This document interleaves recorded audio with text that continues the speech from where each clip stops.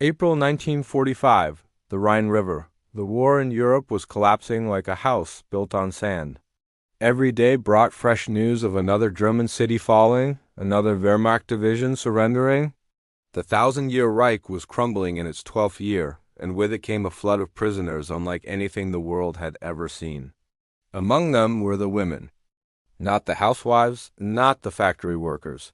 These were the Wehrmacht female auxiliaries of Hitler's war machine, communications specialists, anti-aircraft operators, telegraph clerks who had guided bombers to their targets and relayed orders that sent men to their deaths. Young women, some barely 19, who had believed every word of Goebbels' propaganda, every promise of final victory, every guarantee of German superiority. Now they stood in muddy fields along the banks of the Rhine, hands behind their heads, watching as American soldiers approached through the morning fog. Greta Hoffman was 22 years old. She had spent 3 years operating listening equipment for an anti-aircraft battery outside Munich. She had tracked American bombers on their radar screens, called out coordinates, watched the flak guns fire into the night sky. She had seen her city burn. She had seen the faces of her countrymen twisted in fear as the bombs fell. And through it all, she had been told that the Americans were weak, soft, undisciplined, that they only won battles because of their numbers and their machines, never through courage or strength. The first American soldier who processed her intake was a corporal from Iowa named James McKenna. She looked up at him, and her world tilted. He was enormous, not fat, not bloated, just solid. His shoulders filled out his uniform like he was carved from oak. His arms, visible where he'd rolled up his sleeves in the spring warmth, were thick with muscle earned from farm work and military training. His face was clean, healthy, ruddy with good nutrition. His teeth, she saw them when he smiled at something another soldier said, were straight and white. "They're bigger than we expected," she whispered in German to the woman standing beside her.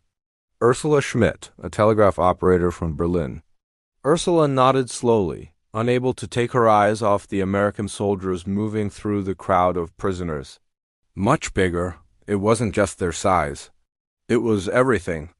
These men looked prosperous. Their uniforms were clean, properly fitted, made of quality material.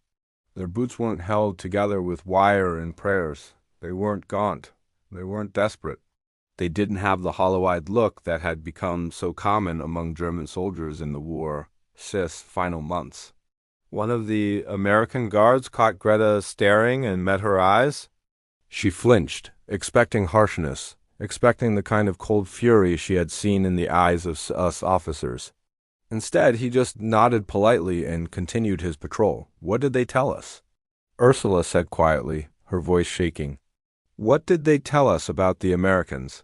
Greta remembered the lectures, the newsreels, the constant drumbeat of propaganda that had accompanied every meal, every work shift, every moment of her life for the past 3 years. Americans were mongrels, they'd been told. A mixed-race rabble with no culture, no discipline, no military tradition. They were jazz-playing, chewing gum, chewing children, playing at war. They only won battles by throwing money and materials at problems they couldn't solve with courage. The man standing guard over them now looked like he could break a person in half without breathing hard. That first night in American custody changed everything. They were marched to a temporary holding area, a converted Wehrmacht barracks that the Germans had abandoned their retreat. The Americans had set it up in less than 48 hours. There were cots. Real cots, not straw mattresses on wooden boards. There were blankets, thick, clean, military-issue wool blankets. There was food. Maria Kessler, a 20-year-old radio operator from Hamburg, stared at her dinner tray like it was a hallucination. White bread, real butter, canned meat, vegetables, coffee with actual sugar. "This is what they give to prisoners?" she said, her voice barely above a whisper. An American guard overheard her. He spoke decent German. His parents had immigrated from Bavaria in the 20s. "This is standard ration," he said. "Same thing we eat, but Maria looked down at the tray. There was more food here than she'd seen in a week. But you're winning the war. Why aren't you starving us? The guard looked at her for a long moment. There was something in his expression that Maria couldn't quite ride.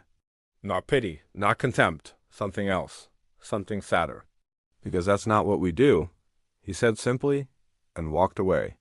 That night, lying on a real cot for the first time in months, Greta couldn't sleep. The barracks were filled with the sound of women crying softly in the darkness.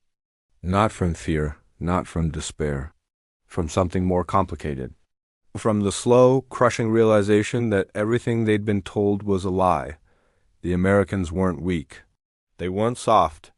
They were on the mongrel rabble that Goebbels had promised would crumble at the first sign of real resistance.